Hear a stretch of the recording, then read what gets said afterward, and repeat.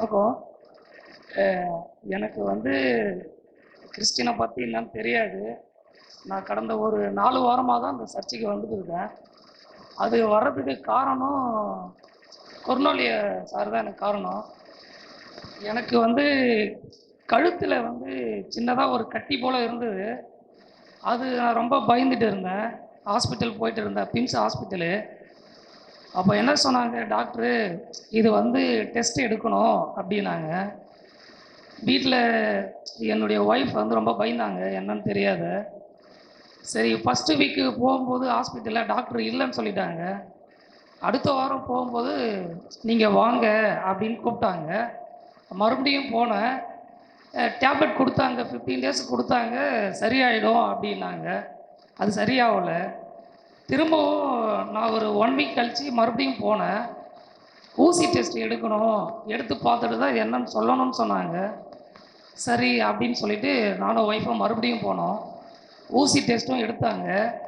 எடுத்துகிட்டு லேபுக்கு போயிட்டு ஒரு 3 நாள் ஆகும் ரிப்போர்ட் வர்றதுக்கு அப்படின்னு சொன்னாங்க. சரி, 3 நாள் வெயிட் பண்ணி பார்த்தோம். 3 நாளுக்கு அப்புறம் லேப் டெஸ்ட்டில் அது ஒன்றும் இல்லை, நீர் கட்டி தான் அப்படின்னு சொல்லியிருக்காங்க. சரி, ஒய்ஃப் சந்தோஷப்பட்டாங்க. மறுபடியும் சர்ஜரி பண்ணணும், சர்ஜரி பண்ணால் தான் அந்த கட்டியை எடுக்க முடியும் அப்படின்னு சொன்னாங்க. சர்ஜரியா அப்படின்னு நான் பயந்தேன். இன்னமும் அந்த பயத்தில் தான் இருக்கேன்.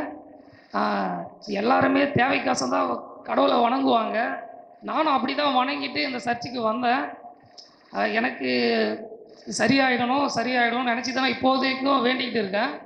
சர்ஜரி இல்லாமல் டேப்லெட்டால் குணமாகணுன்றது தான் என்னுடைய வேண்டுகோள். அது நடக்கணும்னு நான் கடவுளை வேண்டிக்கிறேன். சில தவறுகள் செய்யும்போது எனக்கு தெரியல.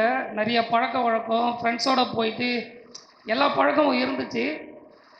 நான் ஸ்டேஜில் சொல்கிறேன்னு யாரும் தப்பாக நினைக்காத. குடிப்பழக்கமும் எனக்கு இருந்தது. இந்த சர்ச்சுக்கு வந்ததால் இதெல்லாம் லைஃப்பில் குடிக்கவே கூடாதுன்றது என்னுடைய ஹேபிட்டாக வச்சுக்கிட்டேன். நான் வந்து இந்து தான். எனக்கு இந்த ஒரு 1 மந்த்தாக தான் அந்த சர்ச்சுக்கு தெரியும். இதுக்கு முன்னாடி நான் வந்திருக்கேன். ஏதோ கூப்பிட்றாங்க அப்படின்னு தான் வருவேன்.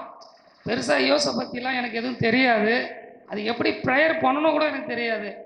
பட் எனக்கு இங்கே வந்த பிறகு நிறைய விஷயங்கள், மாற்றங்கள் தெரியுது. அதுக்கு முழுக்க முழுக்க காரணம் கடவுளாக இருந்தாலும், இது வந்து நான் என்ன சொல்ல வரேன்னா, எனக்கு சர்ஜரி இல்லாமல் என்னுடைய கட்டிய டேப்லெட்டால் குறையணும் அப்படின்றது தான் என்னுடைய முழு மனதோட ஒரு வேண்டுதல். அதுக்காக நீங்கள் எல்லாம் எனக்கு பிரார்த்தனை பண்ணணுன்ற வேண்டிக்கிறேன். தேங்க்யூ.